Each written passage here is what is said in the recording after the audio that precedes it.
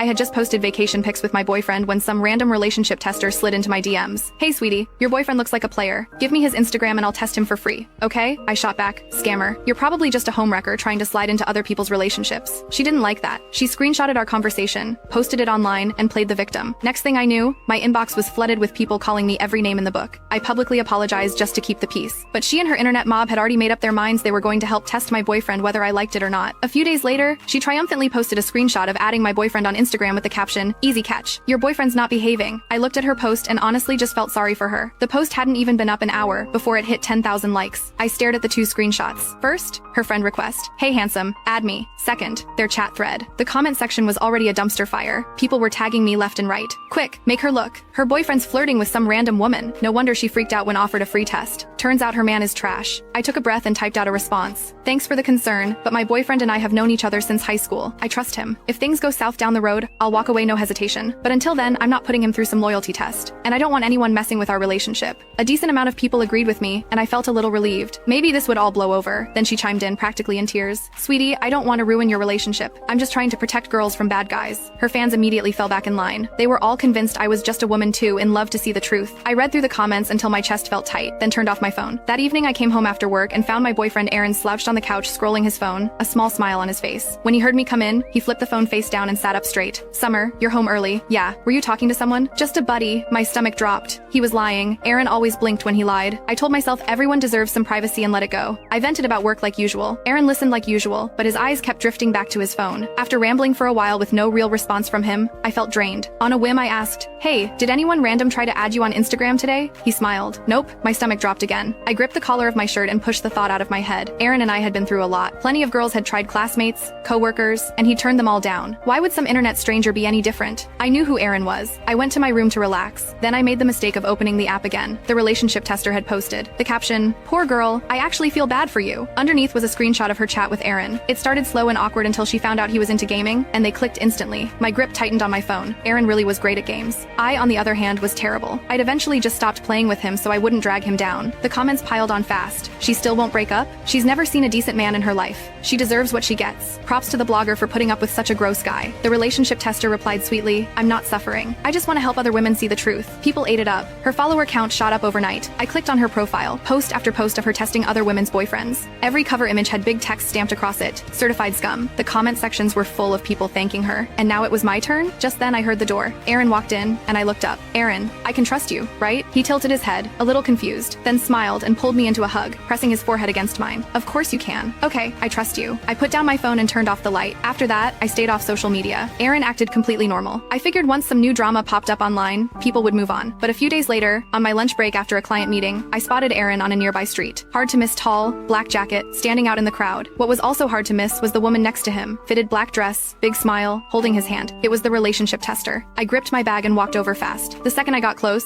she dropped his hand and took off like she'd seen a cop. Aaron spun around, wide-eyed. "Summer, what are you doing here?" I watched her disappear, then looked back at him. "Who was that?" He looked away. "A saleswoman. She kept trying to push some product on me." "Then what are you doing here?" Aaron ran a club and was almost never away from it. "This neighborhood was far from everything." He smiled. "I heard you had a meeting out here, so I figured I'd wait and take you to dinner." He even pulled out his phone to show me a reservation at a couple's restaurant. The decor looked a little tacky, but the gesture was sweet. I agreed. The food was actually pretty good. By the time we were done, my mood had lifted. Out of habit, I opened the app to see if things had finally cooled down. They hadn't. The relationship tester had posted again. "Sweetie, you ate the meal I was supposed to have." The photo showed me laughing and eating with Aaron. Aaron happened to be looking down in the shot, back turned slightly. He looked distant, distracted. I immediately looked toward where the photo was taken. Already empty. My good mood was gone. Then she DM'd me. "Sweetie, I'm guessing he told you I was a saleswoman." Something snapped. "I'm telling you one more time, I don't need your so-called test. Stay away from me and my boyfriend. For your own sake," she replied, totally unbothered. Every woman reacts like this at first. "That's okay. I believe you'll thank me eventually. I'm done. I'll say this. Once messing with someone else's relationship, no matter what excuse you use, makes you a homewrecker. Full stop." She sent back a little sigh. "Okay, I'll keep testing him a little longer." Then she went quiet. I wanted to throw my phone across the room. I looked up. Aaron was reading something on his phone. "Hey, Summer, things just got busy. I gotta head out." He left in a hurry. I watched from the window as he got into his car. A woman slid into the passenger seat. He blocked most of her, but I could see the fitted black dress. I sat there for a long time before I remembered I had to go back to work. When I got back to the office, the unfinished proposal I'd assigned that morning was still sitting untouched on a desk. I I snapped. What is going on with this proposal? I gave this out this morning. My team went quiet. In the corner, a new intern was on her phone, laughing. What's so funny? She turned her screen toward me. The relationship tester's post already trending. Miss Reynolds, you're getting dragged all over the internet and you're coming in here to lecture us? Others piled on. Then my manager walked in, took one look at the unfinished work, and unloaded on me. Summer Reynolds, your personal mess is affecting this company's image. Fix it within a week or you're out. By the time I got home that night, I was running on empty. The house was dark. On the kitchen table was a note from Aaron. Summer, something came up. Take care of yourself. I'll bring you back a gift. I called him. Straight to voicemail. Texts on Snapchat, nothing. I sat on the couch, stared at the ceiling, and eventually opened social media again. The relationship tester had pinned a new post. A certain gentleman invited me on a little trip. I'll live stream the results when we get there. There was a selfie and a plane ticket. The comments went absolutely insane. Even when people saw the stream required payment, a flood of them said they'd pay. People swarmed my account asking if I was finally going to break up. I held my ground and posted one more message to the relationship tester. I know who my boyfriend is. Please stop. This is for your own good. This time, the reaction shifted a little. Instead of mocking me, people started pitying me, pulling up my old posts, analyzing my psychology, diagnosing me like I was a case study. She must have grown up without enough love. That's why she clings to men. She's just too proud to admit the truth. I closed the app.